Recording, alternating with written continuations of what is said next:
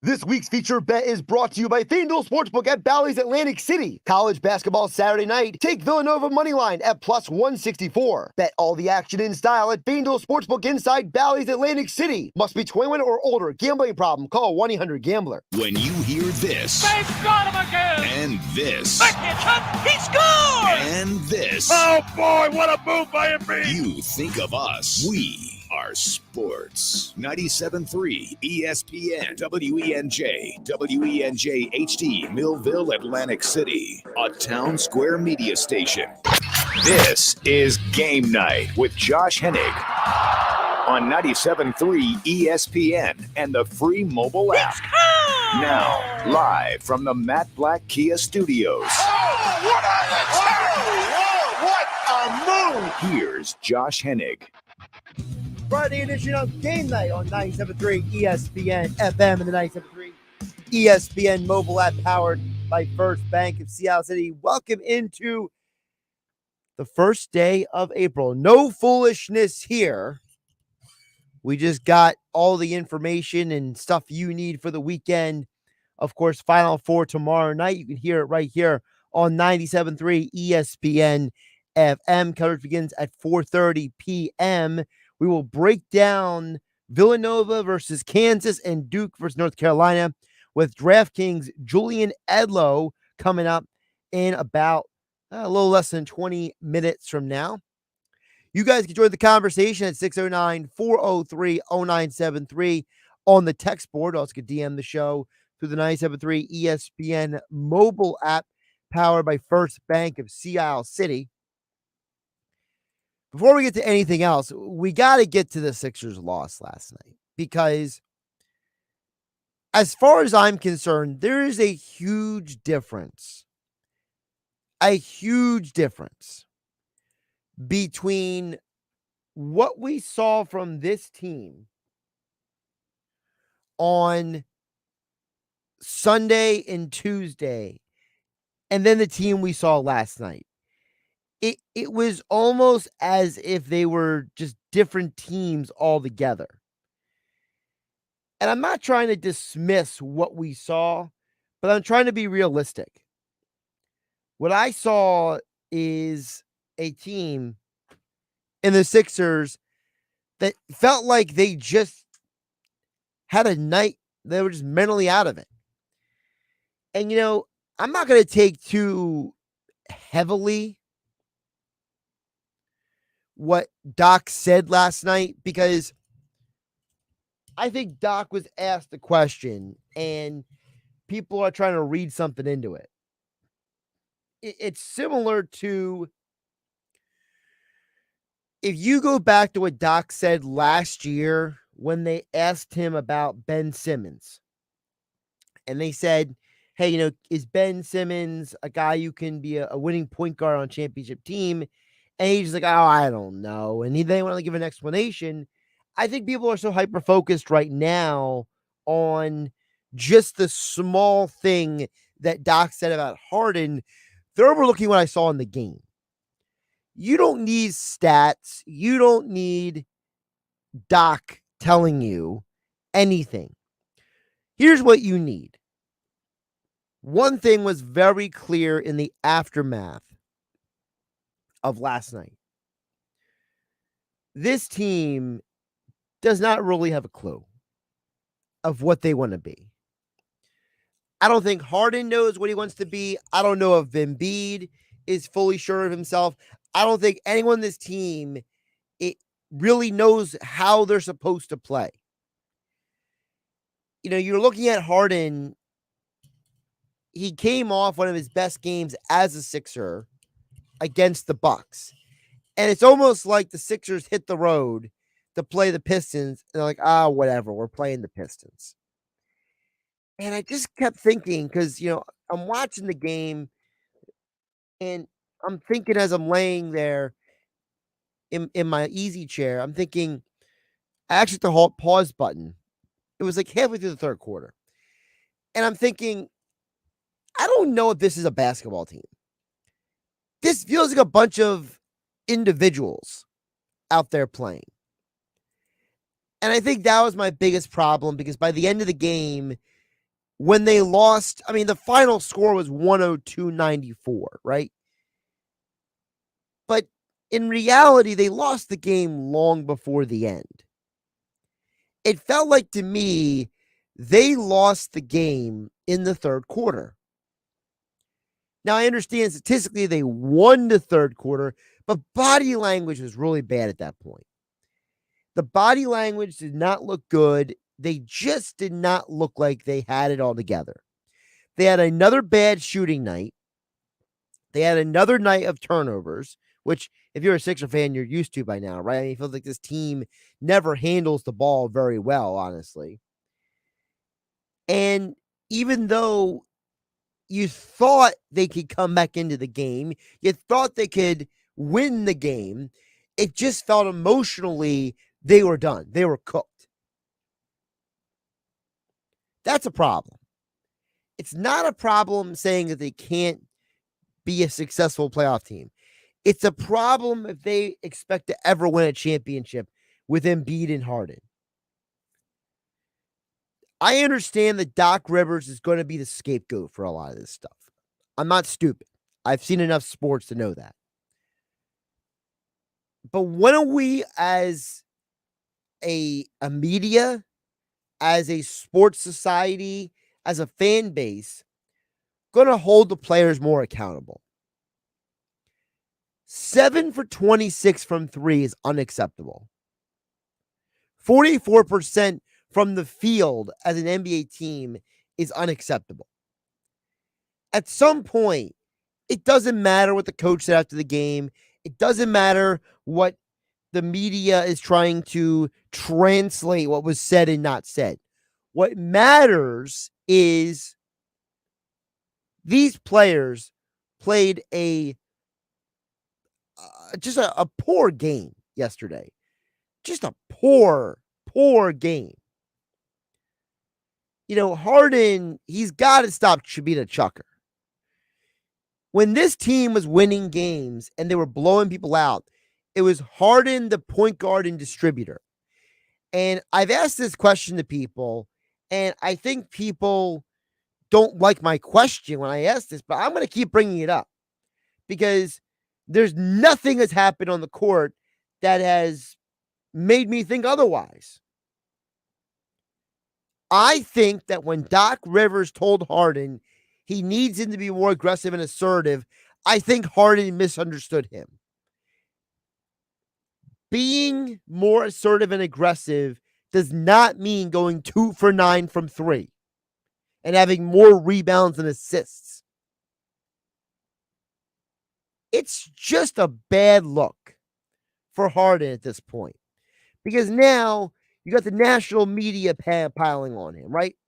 Now the national media is taking this bull by the horns and running with it.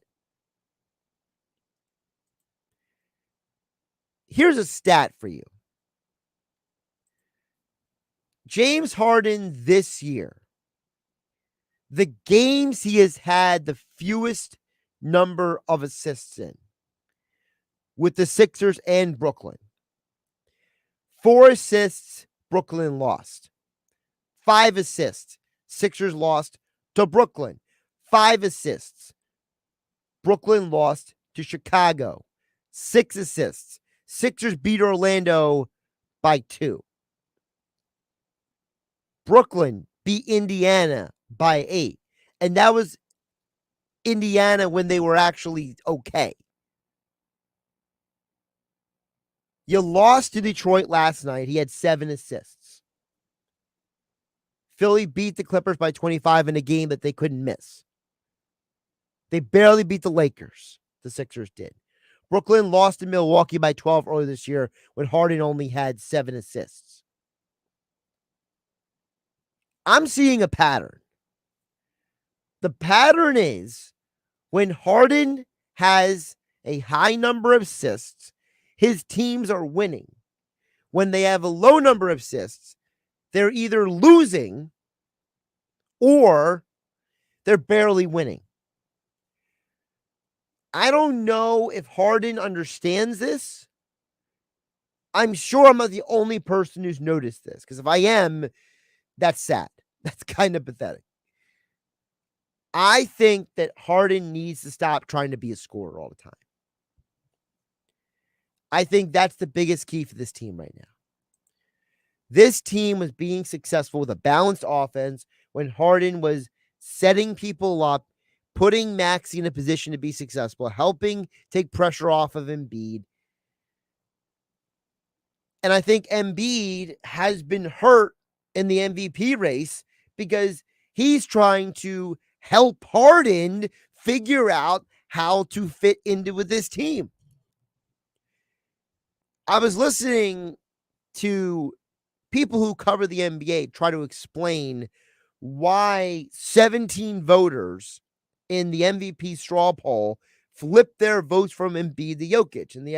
And the idea is, well, Jokic had one of the greatest months of March of all time. And statistically, he was better in almost every sense than Joel Embiid. And my response to that is, well, what happened in the month of March? They spent half the month figuring out how to make Harden work. I'm not going to act like that's a coincidence, that Embiid's numbers were damaged because he's trying to help James figure it out. I think the Sixers need to stop helping James figure it out.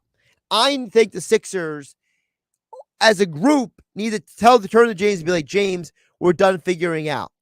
The answer is very simple. Go back to being point guard, James, and stop trying to be MVP Rockets, James, just because you misunderstood Doc Rivers. Now, I'm not dismissing any blame from Doc either. I think Doc needs to be a better communicator, number one.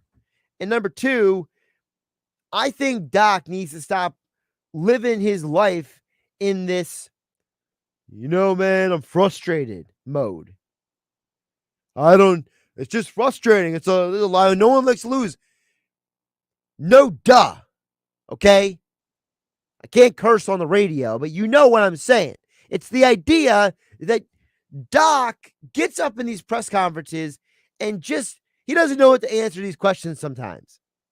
Because he either doesn't want to bury a certain player or he doesn't want to say the wrong thing. The reality is that Doc doesn't have the answer as much as you and I don't have the answer. Or he does have the answer and he's uncomfortable communicating that to fill in the blank player, like Harden.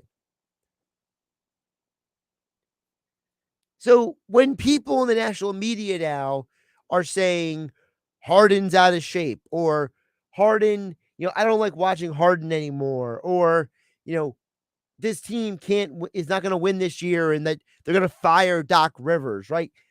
Whatever they're saying out there, they're saying it because of James Harden.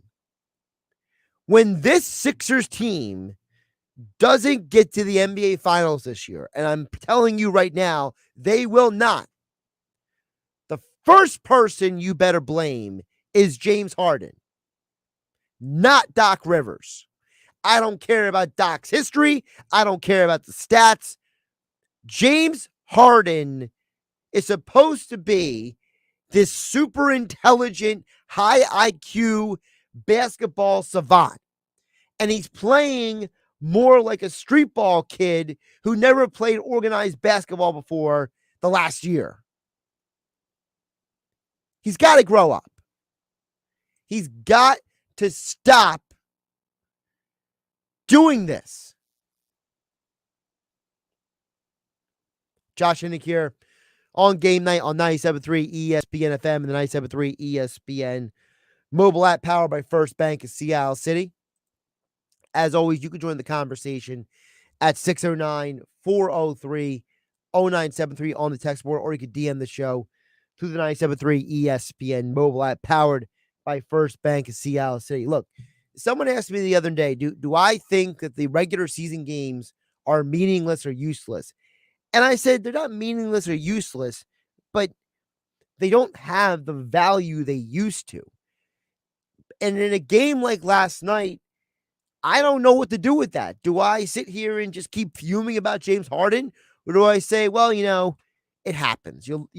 Most teams have a losing record against the spread on the road, right? On the first game of a road trip, right? So, it's tough. It's tough to measure this team when you're expecting them to beat the Pistons after they had these close games with the Suns and Bucks. The Suns and Bucks game, like, you know what? They lost some really good teams. And they played their butts off. And then they go to Detroit and they just weren't there. I don't know if they were partying too much. I don't know if they didn't want to be there. I don't know if they had a bad day at the hotel. Whatever the reason was, that's not a winning team you saw last night. I have more confidence in the bunch I saw lose to the Suns, the Bucks, than the bunch I saw lose to the Pistons. And for me, the only person I can really point the finger to right now who's on the team, on the court, is Harden. Because aside from him, the only person I can blame is the front office. Daryl Morey, Elton Brand, and company, they gave us this roster. They gave us this team. And I'm not sure this was the best team they could have given us either. Josh Hennig hanging out with you in the Matt Black Kia studios. We're going to preview the Final Four coming up next with DraftKings Julian Edlow. We'll break down both games. Villanova versus Kansas. Duke versus North Carolina. Of course, coverage begins tomorrow at 4:30 p.m. right here on your home for March Madness. Super Bowl 56, Eagles, Sixers, Flyers, 97.3 ESPN FM. It's Sixers basketball tomorrow on 97.3 ESPN with the voice of the 76ers, Tom McGinnis, calling all the exciting play-by-play action. Step back, left-handed tray. Counted, it's good.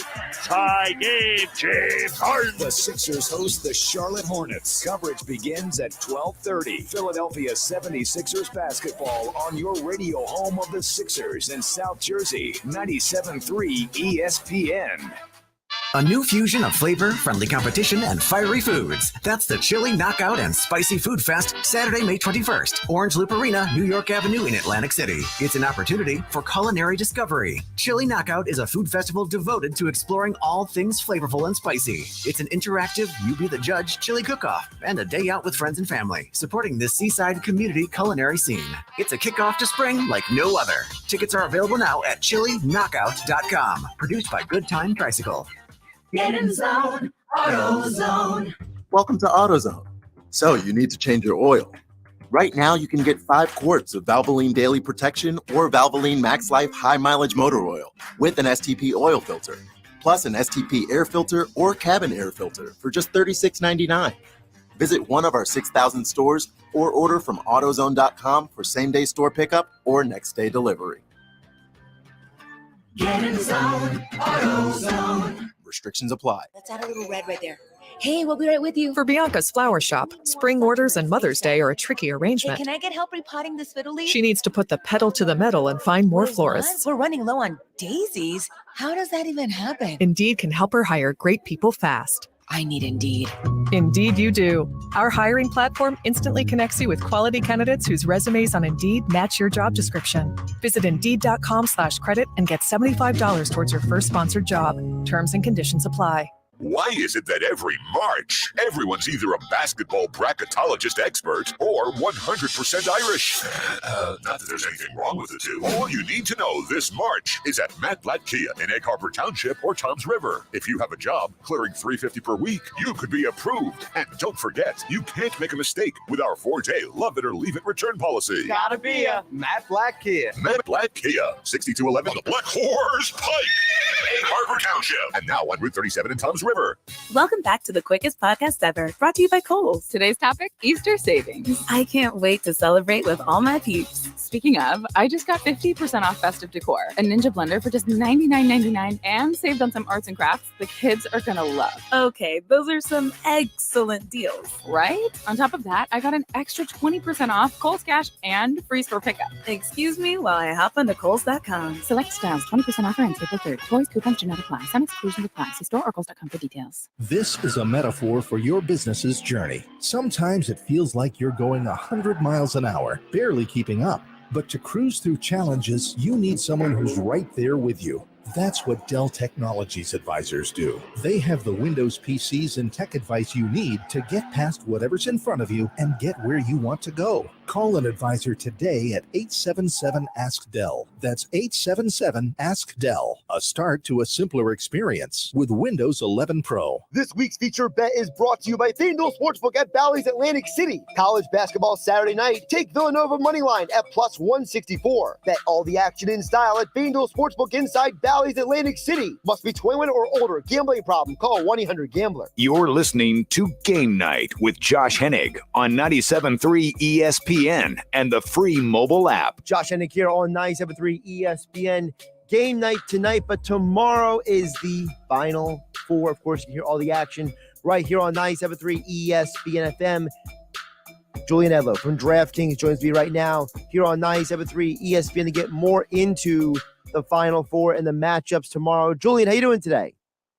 I'm doing well. How about you, Josh? I'm doing pretty good, and I'm excited because it's not every Final Four that you get 7 of the past 14 national champions all in one building like this. But I know everyone's focused on Coach K, but you could point to every one of these teams and make a very good argument for why each one of them is going to win. Yeah, it's that's the way most of these tournaments have been going lately. You have your fun with whoever the Cinderella is. St. Peter's, Elite 8 last year, Oral Roberts, Sweet 16. And then it comes down to it, and it's a handful of the best teams in the country. And even when you get, UNC is an 8 seed, so they shouldn't be here, but we know what their talent level is. And we know if they were ranking teams today, UNC is a top 15 team at least if they were ranking today. Last year's Cinderella was UCLA, who was a top 10 team all year, who didn't belong seeding wise. So we have lower seeds here. They just wind up being teams like a UCLA and a UNC that have cut down the nets plenty of times before in their own right. So all of these teams are fully capable of winning it at this point. I will say Villanova, though, that injury, everybody that's here is here because they're playing their best basketball. And Villanova has been playing their best basketball, but we haven't seen them without Justin Moore because that injury literally happened at the end of the Houston game when it was essentially locked up. And I think that's the biggest storyline of the weekend. Let's dig deeper into the Villanova, Kansas, because you mentioned the injury to Villanova. Now, obviously, Jay Wright's been here, done that. That's obviously part of what makes Villanova appealing to people. But do you believe Villanova has the reinforcements to fill in for the injury, or is this just maybe a bad matchup with Kansas? I don't think Villanova has the reinforcements, to answer the question in short. If they had the guys, Jay Wright wouldn't be playing 6 guys all season, right? There's you would use some of these other guys throughout the Big East, which they didn't even win the Big East regular title. They did get the conference championship, but you would sprinkle some of these other guys in. It wouldn't just be 2 to 3 minutes of Arcidiacono and 6 guys every game. So let me play devil's advocate and say, here's what Nova does have going in its direction. You have Jay Wright, a great coach. And if this happened on a Friday night Sweet 16 game and they had to play again on Sunday, I would say they're absolutely done. They get the week off to prep. So the week of prep is huge. Kansas is going to have no tape of Villanova without Moore because Moore plays 35 minutes every single game for Villanova. That's just how they do it. Now that's reaching to make it a positive for Nova for sure. But those are just the only ways I can think of it as a positive. Now, when it comes down, Kansas is the team that I'm most confident in this weekend. They're a deep team. They're a fast team. They're playing well. They're regular season Big 12 champs. They're conference tournament Big 12 champs. I just think that, and the total at this game is like 133, I think, last I looked. This is not the Houston game where Villanova can win 50-44. Kansas plays with pace to begin with, and they rotate guys in. They're going to try to push the pace, which would be smart to do against Villanova. So I just think by the end of the game, some of those guys are going to be tired. When the reserves come in, whoever it may be, you're really going to lose a lot there. And eventually, Villanova can hang in there. And I wouldn't say go bet Kansas first half. It's going to be a blowout from the start. But eventually, I just think Kansas is going to get there and wear them down and win this by a couple possessions. I've contended that we haven't seen the best of Kansas yet in this tournament. Do you believe? Well, they might have. I would say that until halftime of the Miami game. Gotcha. What was that? 47-15 second half. Right. So on top of it, Kansas is coming in with full momentum to this game off probably the most impressive half anyone's played in the tournament. Well, let me ask you this to play devil's advocate. Do you believe Kansas can carry that momentum after not having played now for a week? Yeah. Yes and no. I don't think because they finished the game like that, they're going to, open up the game on a 10-2 run or something and pick up exactly the same. But I think they hadn't played nearly that well the entire time. They lost the first half to Miami. They battled with Creighton and Providence, wire to wire kind of. I think that showing themselves that they, we do still have that level right now kind of just gives them a little more confidence coming into this game rather than if they hadn't turned it all the way on yet at any point in the tournament. DraftKings Julian Edlow joining us right now here on GameNight on 97.3 ESPN. You can follow him on Twitter at Julian Edlow. Of course, the Final Four tomorrow. Coverage begins at 4:30 p.m. right here on 97.3 ESPN FM. We'll get to the second game now. I know it's the game that everybody and their cousin has talked about. I don't know if anybody knows this, but it might be Coach K's final game tomorrow night. But the interesting part is this feels like a storybook, Julian. It's North Carolina beat them in the final home game at Duke, and now you get to face them again. I feel like this is like a Disney movie or something where like the coach finally gets to go out on his terms or some crazy thing like that. So taking away the fairy tale storyline, what is the biggest factor in this game for you? Yeah, I mean, it is pretty unbelievable that for the first time UNC Duke meeting in the tournament is going to happen to be in the Final Four in Coach K's last season. I don't know if it's better or worse that they didn't wind up meeting in the ACC championship. Like if they did, then it could have been round 4. But with them not, Banchero saying, we want UNC and they don't get them. And then now they get them in the Final Four. I kind of think it's cooler this way. With the last matchup still being UNC spoiling Coach K's last home game as 11-point dogs. The biggest piece of this matchup, I think that's the question, right? Sorry, I started rambling. No, it's all good. It's all good. Okay. My biggest takeaway of this matchup, I think, is that the public perception is still that Duke has to roll in this game to get revenge for what happened in Coach K's last home game. And what I would say is that, and to that degree, if this is a 2-point game down the stretch, I don't want to be the ref that doesn't blow the whistle to cost Duke the game or something like that.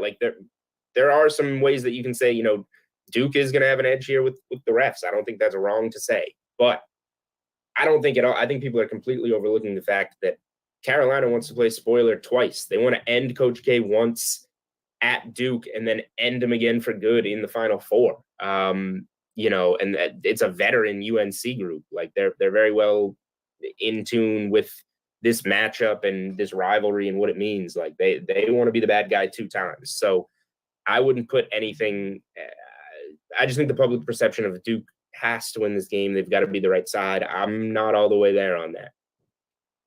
I'm with you there because to me, I just think that when you look at Duke's best player and you look at North Carolina, how they match up with Banchero, they got Baycott, they got Manic. To me, this comes down to the perimeter. And the thing I'm conflicted on is how does Duke handle guys like Black and Love and Davis on the perimeter? We know they got the guys, the bang, right? They know we got we know what they have on one dimension, but does Duke have it all on the other dimension? Duke's got a lot, right? And I'm a huge Mark Williams fan. I think he's undervalued in the draft. He's got a lot of, I don't know, Tyson Chandler, Clint Capella in him with maybe a higher ceiling. Duke's got the guys. It's just a question of if the youth and the NBA lottery talent is going to prevail and come through with the pressure of winning it for Coach K, or if the more veteran UNC group is going to rally around playing the bad guy twice in a row. And I really think it could go either way, which is why I'm tempted to take the points with UNC. And I really do think, at this stage, I think a lot of people are going to want to play that plus 160-ish money line. I really do think playing +4, and it might move to 4.5 with public Duke money on Saturday. I really think that's the way to go because, like I said, if Coach K gets a whistle at the end, you don't want to be on the wrong side of that when you could have had the points over the money line. Personally, I'll kind of be rooting for UNC to win. That's just where I'm siding, bets aside. But yeah, I just think the points with you, if you told me to pick anything money line or side, I would go points UNC. Although I personally haven't gotten around there yet. I've played some totals and some point props and stuff if we want to get into those, but the side is tough in this game. I'm glad you mentioned the totals because that's the thing that stands out to me the most out of everything over on the DraftKings Sportsbook and on the app. Whether you're on the app or on the site, no matter what platform you're looking at it, there's one thing that pops. Villanova, Kansas is 133, and North Carolina Duke is 151. And no matter who you are, you look at it, is that right? Is there really that much of a scoring difference in these two games? So let's start with Villanova, Kansas, I guess, because the under in the Houston game, I played the first half under. I didn't play the game under. That was 50-44. That was both teams wanted to do the same thing, and Villanova did it better. This game, I'm not going to bet the total, but if I did, it would be an over because I think Villanova is going to try and slow this down for sure, especially without Moore. If you want to, keep those guys in for the duration of the game, now you really got to slow it down even more than usual. But Kansas would be smart. Kansas has to be smart to speed this up, right? They've got the deeper bench. We saw what they did in the second half to Miami, just kind of running them out of the gym. While Nova's going to try and slow it down, I think Kansas would be smart to at least try and really speed it up. So I lean over there. In the Duke-UNC game, I've played the over 151. I think it's low, and I've talked to some people that make their own numbers, have their own models. They have it at 158. So it's how high can you put it until everybody's betting the under, I think is the thing. And the sharp side here is the over. When these two teams met the last time around, it landed on 175. When they met earlier in the season, it landed on 154, and UNC only scored 67 points and lost by 20. These are, teams with NBA players that play with pace. It's going to be up and down. I really think it's going over. And to kind of tie into that, if, I wrote up in my best bets article on DraftKings Playbook, Brady Manick over 2.5 threes. Obviously, everybody's kind of familiar with him now in the tournament and how well he's playing. He's shooting 16 of 34 from downtown in the tournament. He's made at least 3 of them in every game. Now, is that going to carry over against Duke? I say yes, because here's the 2 matchups against Duke this year. The last one at Duke, 5 of 10 from downtown in that win. In the 20-point loss at home, 6 of 10 from downtown for Brady Manick from 3. So forget the makes. I mean, shooting 5 of 10 and 6 of 10 is fantastic. Let's say he doesn't do that. The bottom line is he shot 10 in both games against Duke. So if you're telling me he's going to get 10 up, I like over 2.5 for Brady Manick there, which ties in with the up and down game we should see and the game total over. Now, over on DraftKings Sportsbook, it's a very interesting set of odds because if you want to pick who's going to win the champion now, there's plus money for all 4 teams. Now, not everybody wants to actually do this. What I did was I just threw a bet on all 4, just because. But maybe you don't want to do that, right? Maybe you look at all 4 of those teams and you feel better about one than the other. If someone wants to put a future bet right now on either Duke, Kansas, Nova, or North Carolina, who would you feel the most comfortable saying ride with that future? My money would be on Kansas because I'm the most confident that they'll be there. And that's all you can really do at this stage. Now, if they do play Duke, I'd probably lean Duke in that matchup. But now you have Kansas at good plus money, and you see the look-ahead line is essentially a pick-em between Duke and Kansas. Now you can hedge out with some Duke if you want and either guarantee some profit or get yourself a free roll on one side of the game. So I think, and it's the same as my just betting on Kansas to advance if you wind up hedging, but like my thought process is the same. What am I most confident in? I don't know necessarily how to cap the national title game before we get there at this stage. So I would say just take the team you're most confident is going to win on Saturday and go from there, and that's Kansas for me. Julian Edlow, DraftKings. Follow him on Twitter at Julian Edlow. Of course, he's been covering the tournament all season long, and of course, we'll check in with him as well in the future about the NBA. But today, we're focusing on the Final Four tomorrow night. 4:30 p.m. coverage begins on 97.3 ESPN. First game is Nova versus Kansas, followed by the showdown one more time, Duke versus North Carolina. Julian, appreciate you jumping on today. Yeah, anytime. Thanks for having me, Josh. Good luck with your bets, everyone. Josh Hennig here on 97.3 ESPN FM, the 97.3 ESPN mobile app. Obviously, I disagree with him about the Nova Kansas, and I disagree with Mike Gill about it too. I understand that Kansas, to a lot of people, looks like the most complete team. Aside from the last game, I'm just not that impressed with them. I feel like a lot of the teams that Kansas has played are teams that are beatable teams. I just don't feel like when I look at that team, I'm just not impressed. Okay. Maybe I should be, maybe it's ridiculous that I think about it this way, but I'm a big believer in who your opponents are in the tournament. Tell me a lot about you. And the problem I have with Kansas is you look through the teams they played in the tournament. They beat up on a Miami team that overachieved half the tournament. They beat a Providence team that a lot of people didn't even have making it to the Sweet 16. They barely beat a Creighton team that wasn't even the two best teams in their conference this year. And then they just destroyed Texas Southern, the first round 16 seed. So you barely beat a team that was a 9 seed. It's not even that great anyway. You had trouble beating a Providence team that no one expected to make it that far. You beat up on a Miami team that overachieved.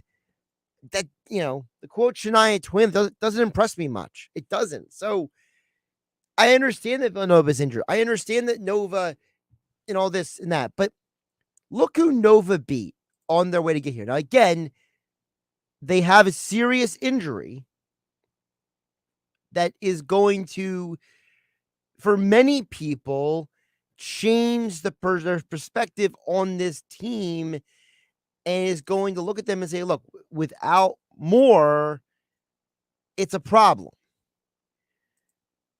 But I think Jay Wright's a better coach than Bill Self. And I think that their road was very different. They beat Houston at what Houston likes to do best. They beat them in a rock fight.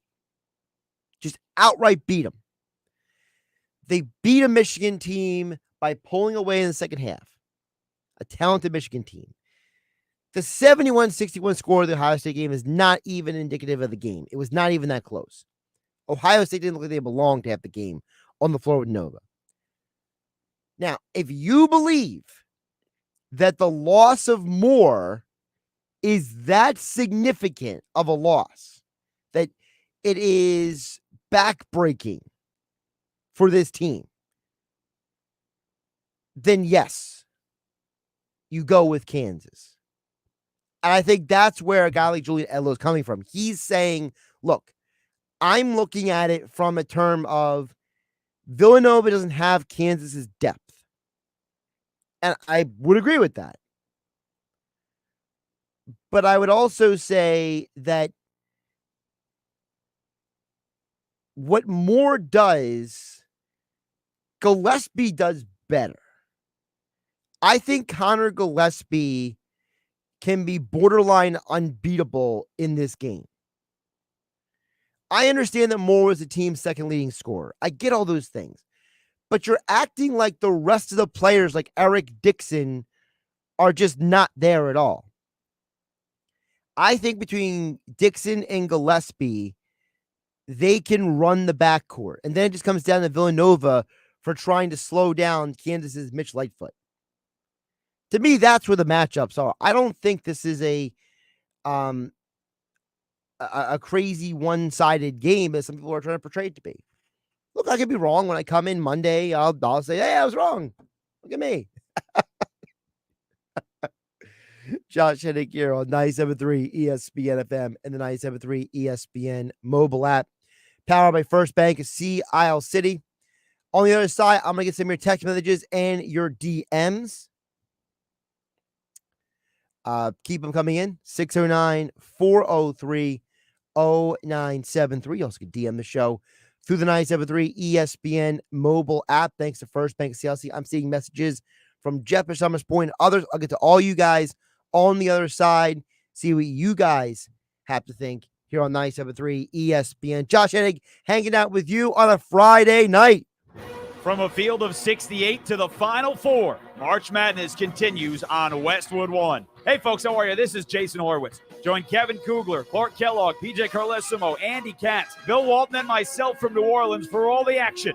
First, it's Kansas and Villanova. Then it's North Carolina and Duke for the first time in tournament history. Tomorrow night, the Final Four is right here. It's the Final Four on 97.3 ESPN. Coverage begins at 4:30. All you need to know is at Matt Blatt Kia in Egg Harbor Township or Toms River. If you have a job clearing $350 per week, you could be approved with zero down, 0.9% financing for 60 months, or $1,000 cash back at Matt Blatt Kia. On every clearly marked new Kia in stock. Stuck in a loan or lease? Matt Blatt Kia wants to get you released. So bring any trade to Matt Blatt Kia, even if you owe thousands more than it's worth. And don't forget, you can't make a mistake with our 4-day love it or leave it return policy. Gotta be a Matt Blatt Kia. Offers with approved Tier 1 or 2 credit through Kia Motors Finance. Not all will qualify. $1,705 per $1,000 for 60 months. $1,000 off all 2022 Stingers. Go to mattblattkianj.com for complete details. Expires 4/6/2022. If you have a job clearing $350 per week, you could be approved with zero down, 0.9% financing for 60 months, or $1,000 cash back at Matt Blatt Kia. 6211 the Black Horse Pike, Egg Harbor Township, and now on Route 37 in Toms River. Circle up, team. We've got status. Evelyn's marketing consultancy client roster is skyrocketing. Okay, so this week is a biggie. We've got the pitch and 3 client meetings. She needs another analyst before her team's free time plummets. Who's running the competitive analysis on fruit snacks? Indeed can help her hire great people fast. I need Indeed. Indeed you do. Our hiring platform instantly connects you with quality candidates whose resumes on Indeed match your job description. Visit Indeed.com/credit and get $75 towards your first sponsored job. Terms and conditions apply. Hot weather is coming, and if your central air system was struggling to keep up with last year's temperatures or your AC electric bill was sky high, it will be worse this summer with rising energy costs. Call Jenkins Plumbing and Heating today about a new system from American Standard Heating and Air Conditioning or a high-efficiency boiler from Bosch. Take advantage of spring manufacturer rebates, along with rebates through the HVAC Energy Efficiency Program from South Jersey Gas. Go to southjerseygas.com for more info. And to make your new system even more affordable, get up to 0% financing for up to $15,000 for 7 years. Atlantic City Electric is also helping residential customers in New Jersey increase energy efficiency and reduce the cost of heating and cooling their homes with additional rebates. So don't wait. Call Jenkins. They have units in stock, and ask about American Standard or Bosch. Call 609-641-6262. Online at jenkinsandsons.com. Jenkins Plumbing and Heating. We're always here for you. Free battery testing, free battery charging, and replacement batteries that fit your needs. That's what makes AutoZone America's #1 battery destination. Get in the zone. AutoZone. With basketball season in full swing and UFC every weekend, it's time for you to experience sports betting done right at the FanDuel Sportsbook inside Bally's Atlantic City Casino and Resort. Get in on all the games you love at the FanDuel Sportsbook located right off the Atlantic City Boardwalk. The retail sportsbook features 5 betting windows, a large video wall, 20 self-service betting kiosks, and much more. Get your game face on and score big when you bet with FanDuel Sportsbook only at Bally's Atlantic City Casino and Resort. Must be 21 or older. Gambling problem? Call 1-800-GAMBLER. Now, more Game Night with Josh Hennig on 97.3 ESPN and the free mobile app. Let's get to hear what you guys have to say. Of course, always get the text at 609-403-0973. You also can DM the show through the 973 ESPN mobile app. Priority messaging thanks to First Bank of Sea Isle City.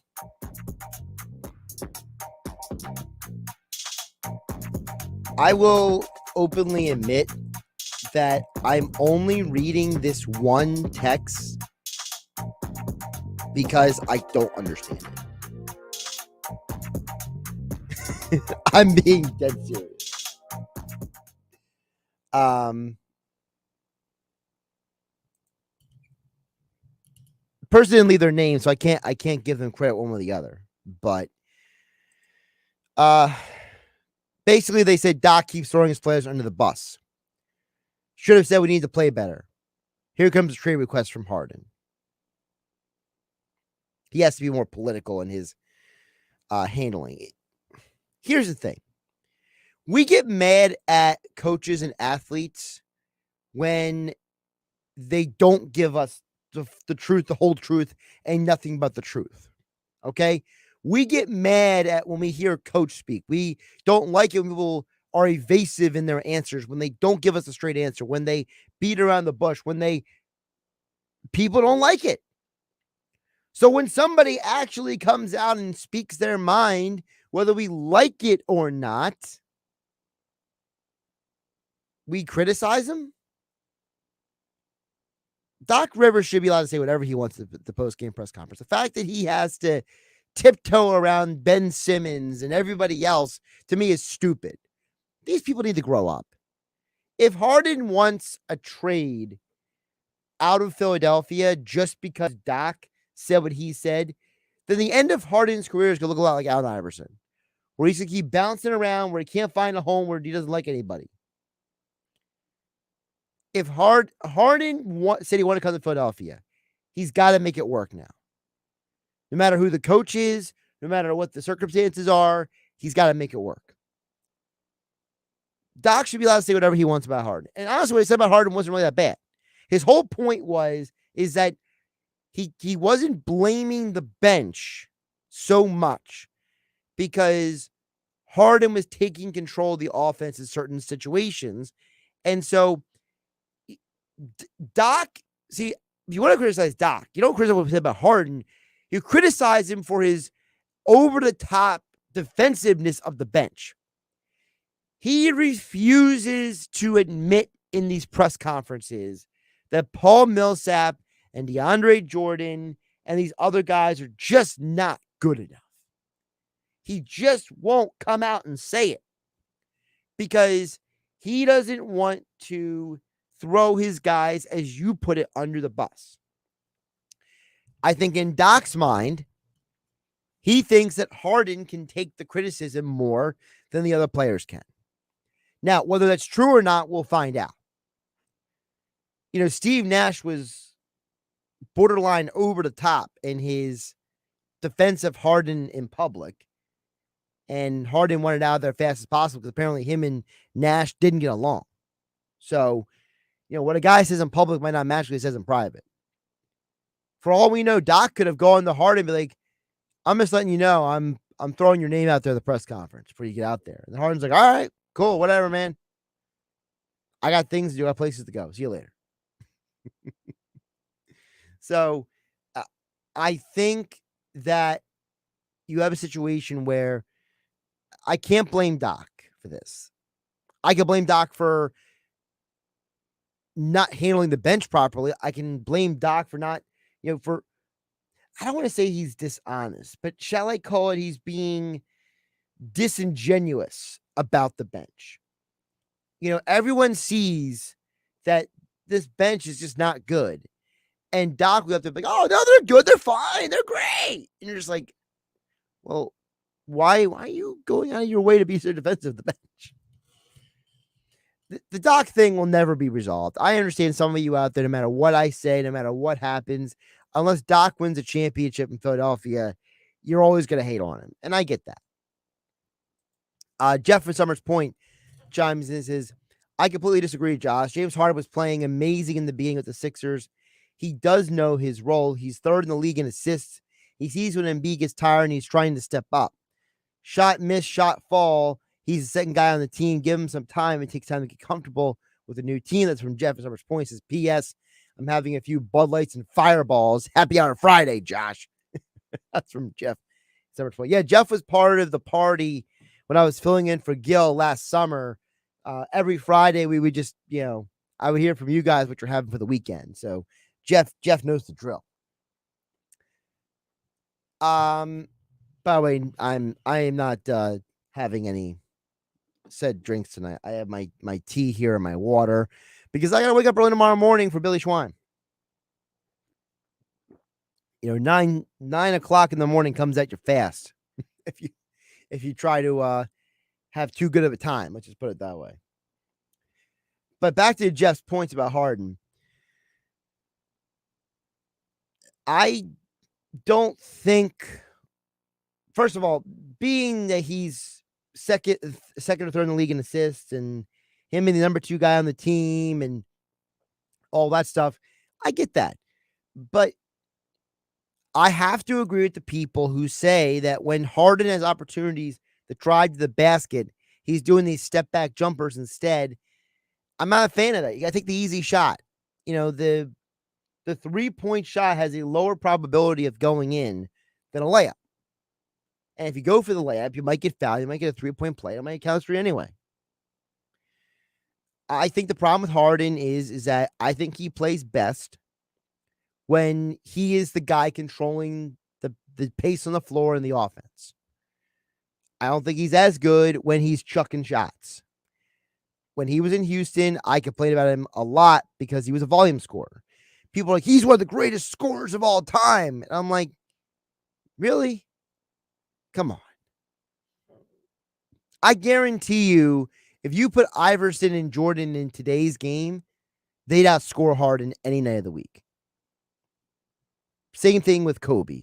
Kobe in his prime, Iverson's MVP year, Jordan, any eras at the Wizards era. Larry Bird in his prime. All those guys would be amazing in today's game because the rules are made for scoring. So to me, Harden being the number 2 guy is more of a byproduct of the roster, not just who he is. I think it's evident that Harden's teams do best when Harden is putting other teams in a position to be successful, when he's setting them up on assists, when he's giving them opportunities to score alongside of him. Jeff at Summers Point, I appreciate you texting in. I appreciate putting your name on the text. And Jeff at Summers Point, enjoy your Bud Lights and Fireballs.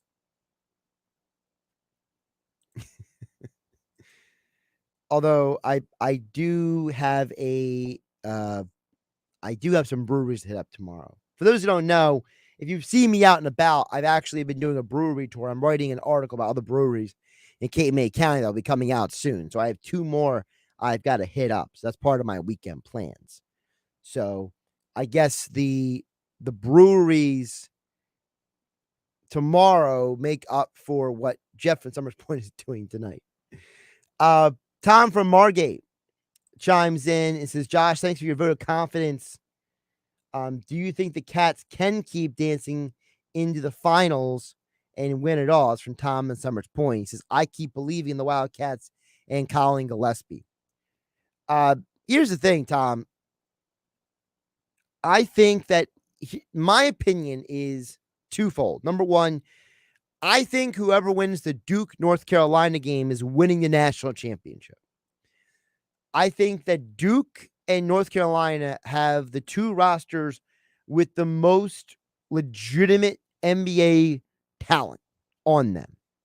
And of the 4 teams in this final, these 4 schools are 7 of the last 14 national champions.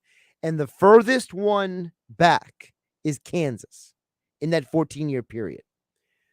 Duke, North Carolina, and Villanova all won more recently. And part of the reason all of those schools have won more recently is because of the talent they have on the roster. I'm going to stick to my guns. I really do think it's going to be North Carolina and Villanova in the final. I wouldn't be surprised if Coach Krzyzewski wins the game. He is one of the greatest coaches of all time for a reason. I think that I just feel like North Carolina's talent neutralizes some of what Duke does. And I think that Villanova's Jay Wright is better than Bill Self. I'm Josh Hennig. This is Game Night at Josh Hennig on Twitter. Have a good weekend. Huge show Saturday morning in the locker room with Billy Schwein. Villanova is in New Orleans to take on Kansas in the Final Four. Mike Carlin joins me in the studio. The sportsbook consigliere Dave Sherapan checks in from Vegas with his big plays. Then we'll hear from former Villanova Wildcat Chuck Everson, who played on the 1985 championship team. Then we'll head to New Orleans to talk to the radio voice of the Villanova Wildcats, Ryan Fannin, with a preview of the big game. All that and more. It's the locker room with Billy Schwein, Saturday morning from 10 a.m. to noon on 97.3 ESPN.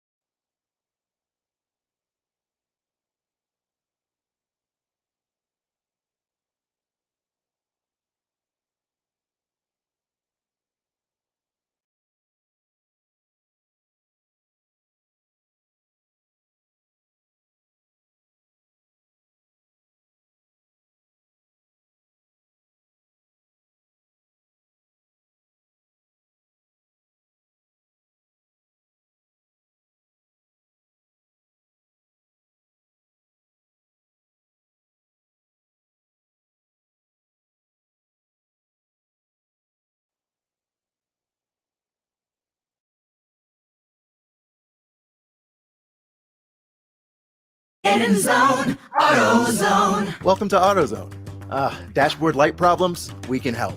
Our free Fix Finder service can read your check engine light, ABS light, and service indicator light, and give you possible solutions, verified by licensed technicians. You'll even get detailed results sent straight to your email so you have them when you need it most. It's the most complete free warning light report backed by technician-verified fixes. The free Fix Finder service, only at AutoZone. Get in zone, AutoZone.